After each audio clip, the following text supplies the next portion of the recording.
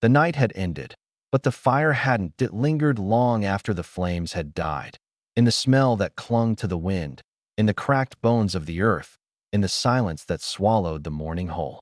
Smoke drifted low across the valley like a ghost refusing to leave, curling around the black ribs of what used to be Harlan Creek Ranch. Eli Turner stood in the wreckage with his hat pressed low, his boots sunk in soot. The dawn light caught the edges of his face, hard and hollow, carved by something heavier than time.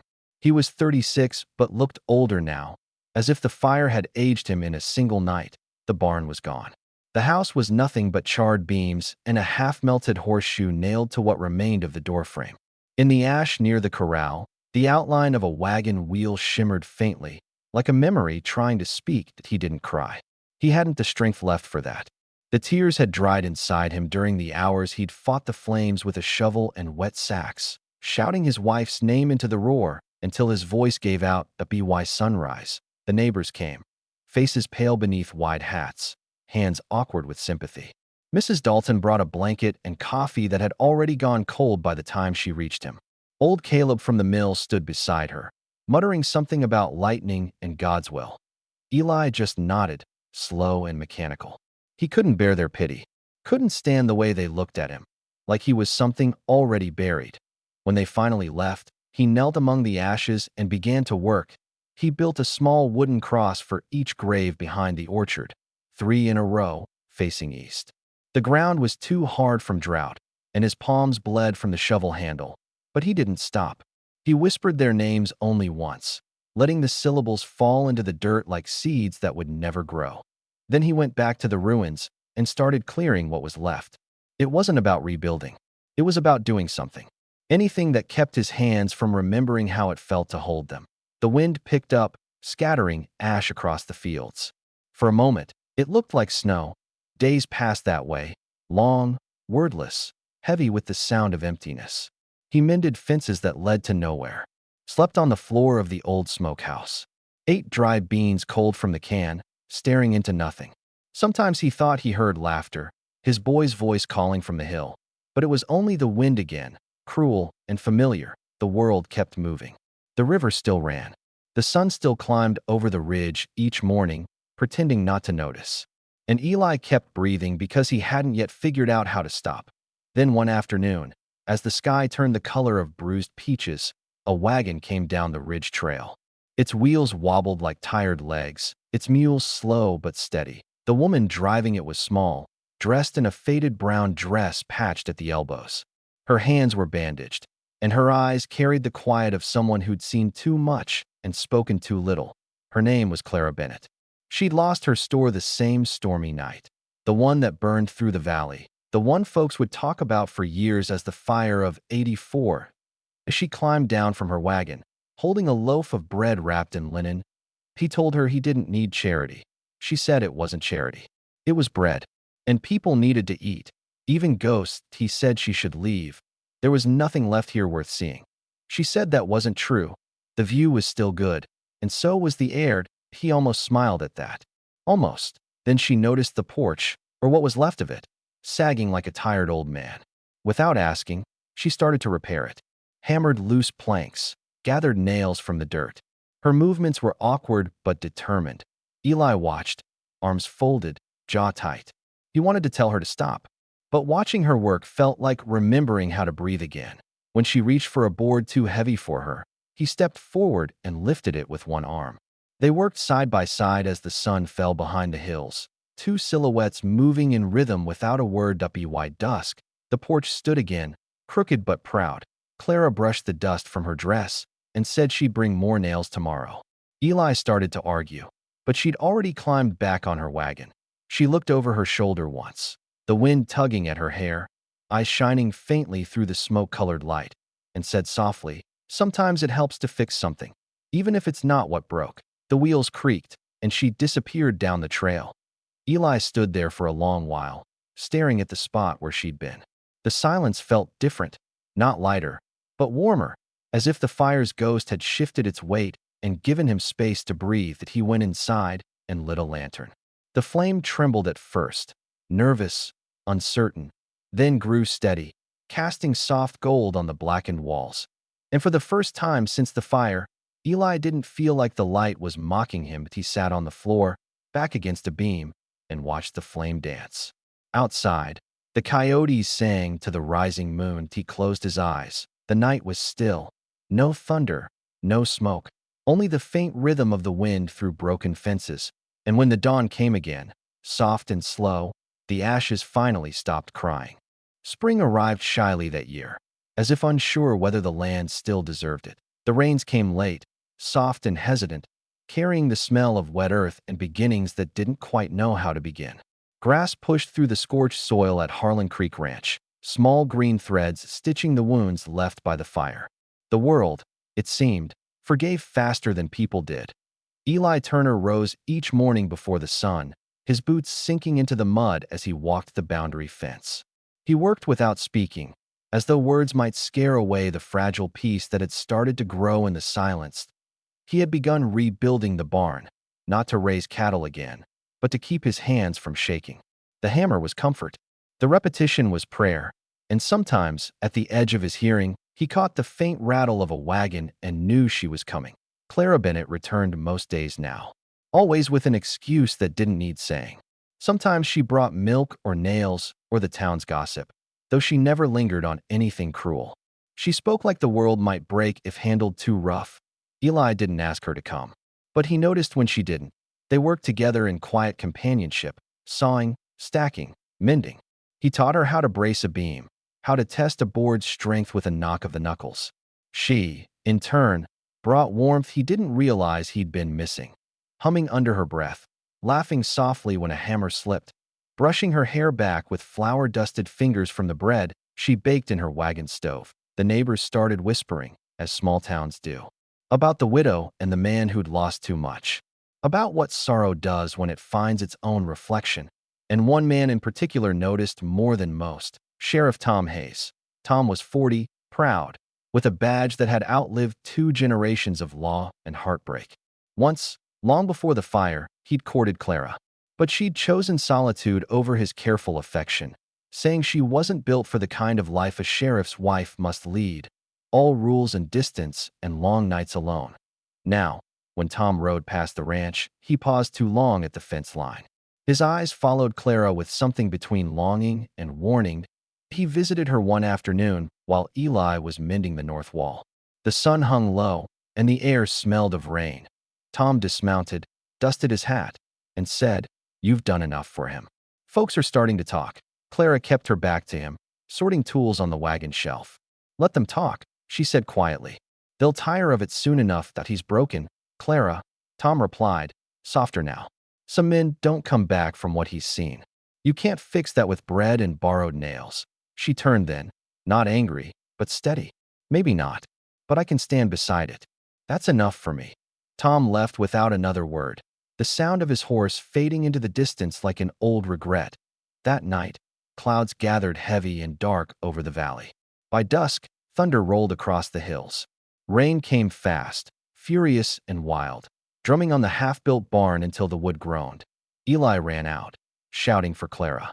She was by the creek, trying to tie her mule to higher ground. The river was swelling, rising fast, angry and brown, dragging branches and fence posts in its grip. He reached her just as the bank began to crumble beneath her feet. For one terrible moment, the world narrowed. Thunder, water, her scream. Eli lunged, caught her arm, pulled her clear.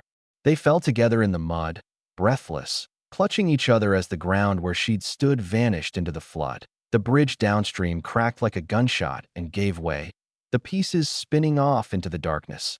They spent the rest of the night saving what they could: tools, feed sacks, frightened animals. The rain soaked through every layer of clothing until they could hardly tell where their bodies ended, and the storm began. When dawn came, the land was unrecognizable. The fields glistened like mirrors, and the creek had carved new paths through the valley. The air smelled of iron and rain and exhaustion. They sat under an old cottonwood tree, their faces streaked with mud, hands trembling from cold. Neither spoke for a long while. Finally, Eli said, "My boy used to sit by this river." Said the sound made him think of laughter. His voice broke, but he kept talking. About the night of the fire. About the small things, his son's carved wooden horse, his wife's way of saying his name when the day was done. Things he hadn't spoken aloud to anyone. Clara listened. She didn't offer comfort, didn't rush to fill the silence. She just listened, the way one might listen to the last song of a dying bird. Reverent, present, without pity. When he finished, he stared at the river, its surface glittering now in the new sun. "It should have taken me too," he murmured. Clara looked down, voice barely above a whisper. "Maybe it tried." He turned to her, startled by the gentleness in her tone. "Sometimes the river takes what we can't carry anymore," she said. "And sometimes it leaves behind what it knows we still need." Her words hung between them, soft and aching. Eli wanted to speak, to tell her something he couldn't yet name. But before he could, the wind shifted, carrying the scent of lilac from her wagon, and she stood, brushing the mud from her dress. "That I'll come tomorrow," she said. "There's still the east fence to mend." He nodded, watching her walk away, her silhouette framed by the wide, wet world, each step quiet but sure. That night, Eli dreamed of fire again. But this time, it wasn't his house burning. It was the sky, brilliant, alive, and through it walked a woman who didn't burn at all. And when he woke, the sound of the river outside was gentle, almost forgiving. Summer settled like a sigh over the plains. The grass was tall again, rippling gold in the wind where once there had been nothing but ash and silence.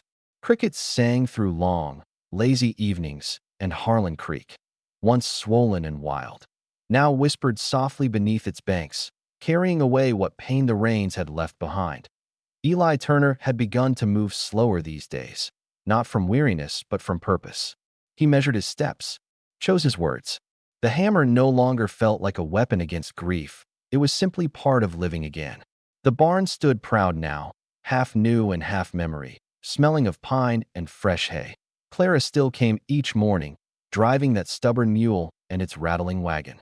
She'd started bringing flowers from the valley, yellow wild sunbursts that grew in the shadow of old fences.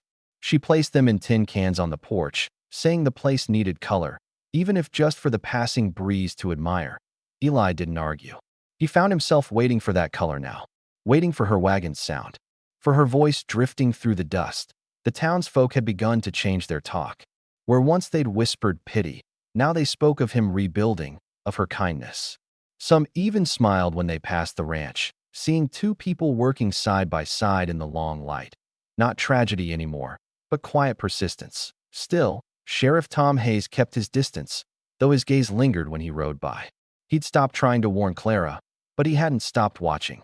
Some hearts, when left behind, never really stop waiting for the sound of footsteps returning. One afternoon, Tom rode up the trail, his horse kicking dust clouds that glowed in the late sun. He reined in near the porch, his expression tight with something unspoken. Eli stepped down from the barn roof where he'd been repairing shingles. Tom tipped his hat, his tone even. "There's a band of drifters heading through. Mean sort. Keep your rifle close." Eli nodded. "Appreciate the warning." Tom's eyes flicked toward Clara, who was brushing the mule's coat. "You two sure picked a lonely place to build your peace," he said, half to himself. Clara turned, her face calm. "Sometimes loneliness is safer than company." Sheriff, he smiled thinly, touched his hat again, and rode off toward town. The evening turned soft after that, a pink sunset, the kind that makes the land look painted. Eli fixed the last plank on the fence while Clara baked cornbread in her wagon stove. When she called him to eat, he washed his hands at the pump, the cold water stinging in a way that reminded him he was still alive. They ate under the porch light, sharing small things, stories of her father, memories of the town before the fire, the way the stars always looked brighter out here. The conversation moved slowly, unhurried, like two rivers meeting. But peace never stays long on a prairie that remembers loss. Just after dusk, as the first stars rose, dogs barked in the distance. Then came the low thunder of hooves, not the steady rhythm of ranch hands, but something rougher. Broken. 3 riders emerged from the dark, faces shadowed, voices sharp with drink. They circled the fence like coyotes testing a kill.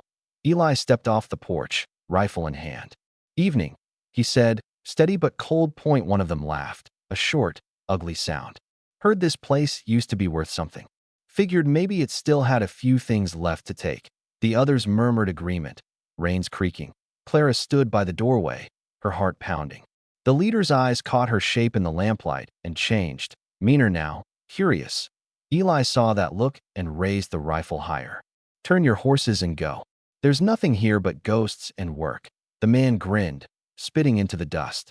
Then maybe we'll take the ghosts too.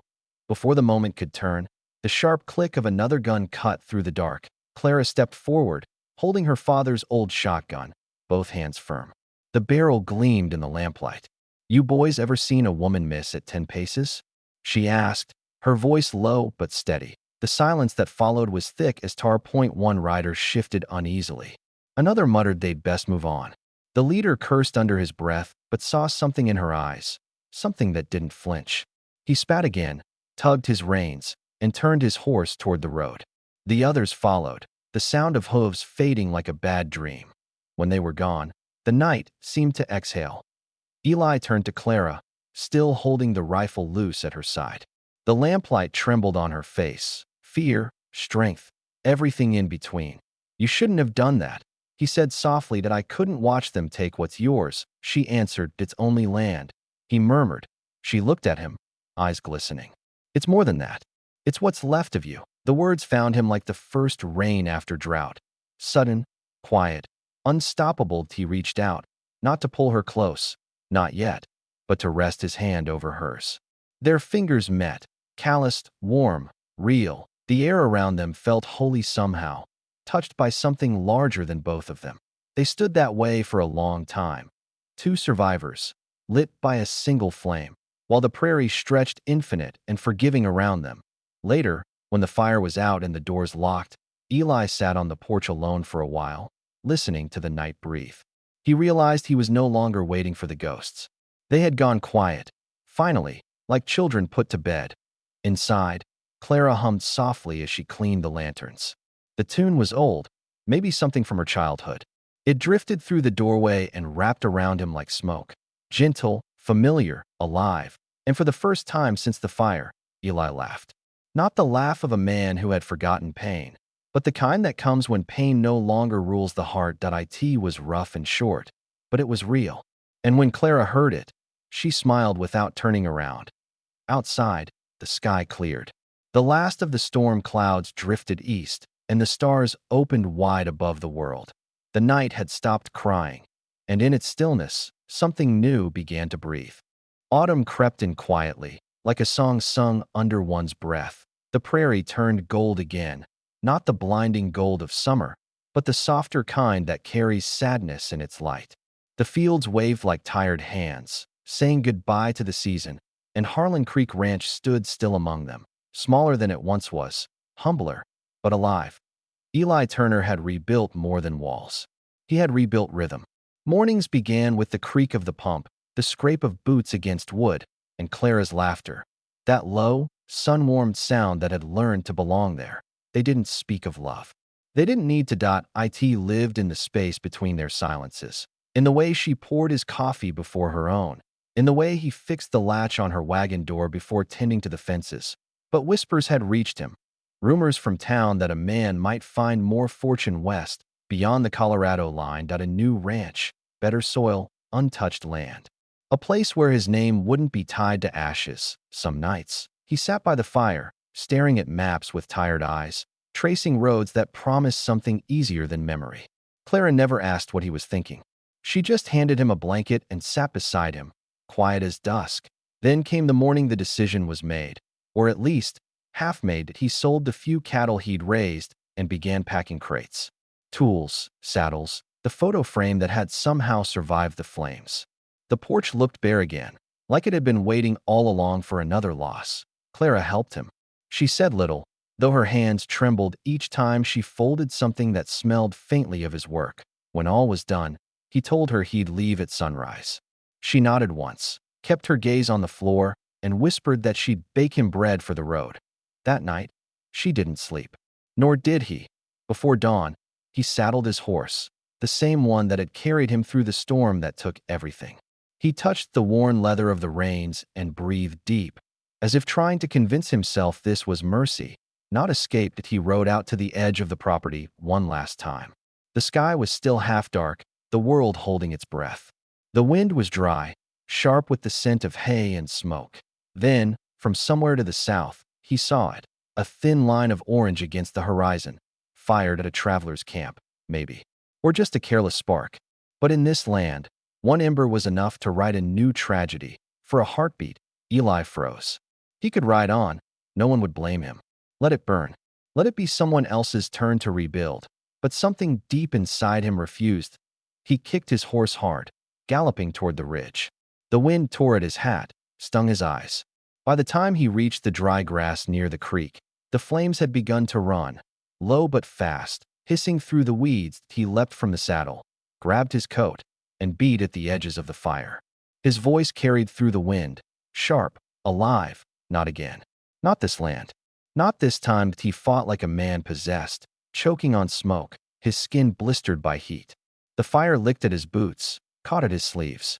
He tore them off, stumbled, got up again. Then came Clara's voice through the wind, calling his name. She'd seen the glow from the porch, grabbed a pail, and run barefoot through the field. Together, they fought it, two small figures against a hungry world. They used shovels, wet blankets, anything they could find. And when the flames finally shrank and turned to steam, they collapsed into the dirt, coughing, gasping, alive. Rain began to fall, sudden, miraculous. It hissed over the smoldering ground, turning smoke into fog. Eli lay there, staring up at the gray sky, his chest heaving. Clara knelt beside him, tears cutting clean lines through the soot on her cheeks. "Why didn't you ride away?" she whispered. He turned his head, his eyes glassy but certain. "Because I already did once," he said softly, "and it cost me everything." The rain fell harder, washing their faces, their clothes, the ashes of the night before. When they rose, the field was blackened but saved. The ranch stood untouched behind them, proud and waiting. They walked back slowly, side by side, their hands finding each other without thought. Her fingers fit in his like roots into earth. That night, he didn't unpack the crates. He burned the map instead, watched the paper curl, and turned to nothing in the fireplace. The glow lit Clara's face as she sat beside him, and in her eyes he saw what rebuilding really meant. Not walls, not fences, but the courage to stay when leaving would be easier. Outside, the land steamed under the moonlight. The air smelled of wet soil and rebirth. Eli reached for her hand again. "We'll start over here," he said, voice rough but steady. "Right here. No more running." Clara smiled through her tears. "I was never running," she said softly. "I was waiting for you to stop." He laughed. That quiet, broken laugh that had once been buried under too much silence, and pulled her close to eye in the distance. The coyotes called, not in mourning this time, but in song. The ranch breathed again. So did he. When the dawn came, golden and slow, the porch was alive with light. The fields shimmered wet and endless. The smoke that once haunted the horizon was gone, leaving only sky. Eli stood there with Clara beside him, her hand in his, both faces lit by the kind of mourning that belongs only to those who've survived the dark. That he would not ride away. Not anymore. Sometimes the bravest thing a man can do isn't to rebuild. It's to remain. To love what the fire tried to erase. To stay when the wind begs him to go. And in staying, to finally learn that ashes don't mark the end. They mark where the light begins again.